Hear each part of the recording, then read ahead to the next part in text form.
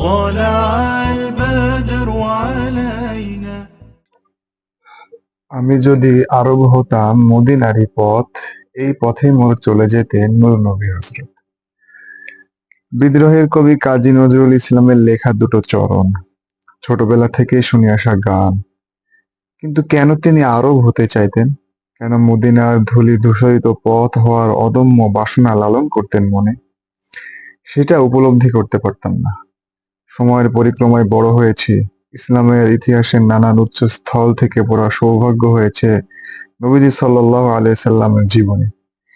জেনেছি আরবদের ঐতিহ্য, চিনেছি সাহাবাদের মতো সোনার টুকরো মানুষগুলোকে।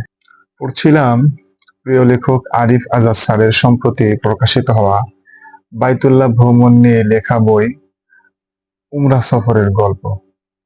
আজ আমরা বইটি সম্পর্কে সামান্য কিছু জানার চেষ্টা করব। এবারের ২১শে বইমেলায় বইটি প্রকাশিত হয়। বইটি প্রকাশ করেছেন সুকুন পাবলিশিং। ফেব্রুয়ারিতে প্রকাশ পেলেও হয়তো আরিফ আজাদ ভক্তরা আরো আগেই টের পেয়েছিল যে স্যার পবিত্র উমরাহ সফরে গিয়েছেন এবং সেখানে কাটানো পবিত্র মুহূর্তগুলো নিয়ে একটি ভ্রমণ গল্প আমাদের উপহার দিতে চলেছেন। তাই হয়তো অনেক আগ থেকেই ভক্তকুলে এক প্রকার উদ্দীপনা কাজ করছিল। অবশেষে সকল উদ্দীপনার অবসান ঘটিয়ে বইটি পাঠক সমাজের হাতে পৌঁছায়।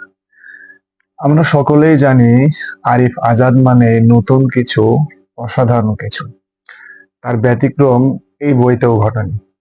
লেখক তার হৃদয়ের সমস্ত আবেগ আর ভালোবাসা হয়তো কালির সাথে মিশিয়ে লিখতে বসেছিলেন, যার বহিঃপ্রকাশ আপনি বইটিতে সম্পূর্ণরূপে বুঝতে পারবেন। বইটি পড়ার সময় হয়তো আপনি কখনো নিজেকে রসুলে আরবি সাল্লাল্লাহু আলাইহি সাল্লামের পবিত্র রওজায় নিজেকে অনুভব করবেন, অথবা কখনো পবিত্র বাইতুল্লাহ সেই মহামহিম দৃশ্য অনুভব করবেন, যেখানে শুভ্র সফেদ বসনে প্রতি মুহূর্তে রবের প্রিয় বান্দাগণ তাওফরত অবস্থায় নিজেদের পবিত্র করতে আর হৃদয়ের প্রশান্তি কুড়াতে ব্যস্ত।